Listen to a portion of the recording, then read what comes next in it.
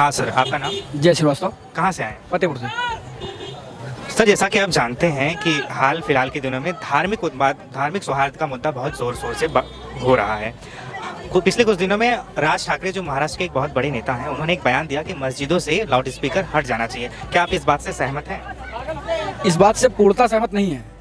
सहमत इस तरीके से है कि 1 डेसिमल वैल्यू फिक्स है, उससे एयर पॉल्यूशन होता है, डिस्टर्ब होता है आदमी को। तो उस डेसिमल में आप बजाइए साउंड पॉल्यूशन, तो उस चीज़ में आप बजाइए सीमित रह के, उससे ज़्यादा दायरा आप नहीं रख सकते, क्योंकि ये धार्मिक हिसाब से भी गलत है और नॉइज पॉल्यूशन भी होता है। इससे आदमी डिस्ट्रैक्ट होता है, पढ़ने में भी दिक्कत होती है।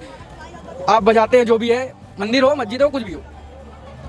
हाल फिलहाल में देखा आपने कि जैसे हनुमान जी की शोभा यात्रा कई राज्यों में निकली हनुमान जयंती के दिन, उस पर पथराव हुआ, उस पर आपकी क्या राय है?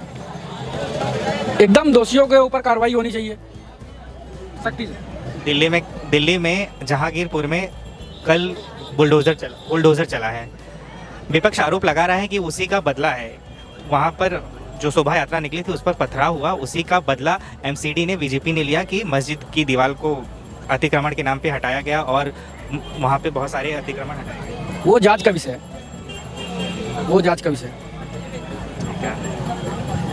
और योगी जी ने एक फरमान जारी किया है कि मंदिर हो या मस्जिद या किसी भी धार्मिक स्थल, वहाँ पे जो माइक और साउंड का इस्तेमाल है वो एक सीमित दायरे में, मतलब परिसर के अंदर ही उसकी आवाज़ रहेगी। इस एकदम हटाया जाए, मंदिर से भी हटाया जाए, मस्जिद से भी हटाया जाए, उसमें प्रॉब्लम नहीं होनी चाहिए किसी को।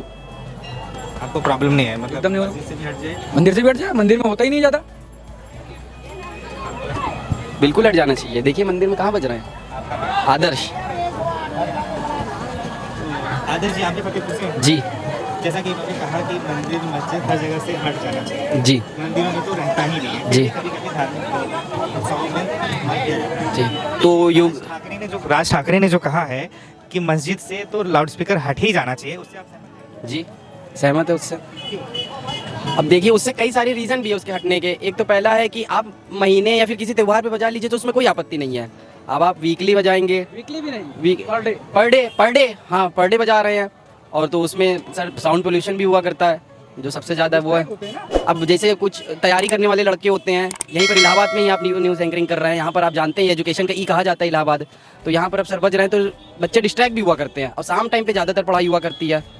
सुबह 4 बजे भी। विपक्ष ने ये मांग रखी है कि जो शोभा यात्रा निकलती है धार्मिक, उसमें जो हिंदू समुदाय के लोग हैं वो अस्त्र शस्त्र के साथ शोभा निकालते हैं, इस पर प्रतिबंध लगाए।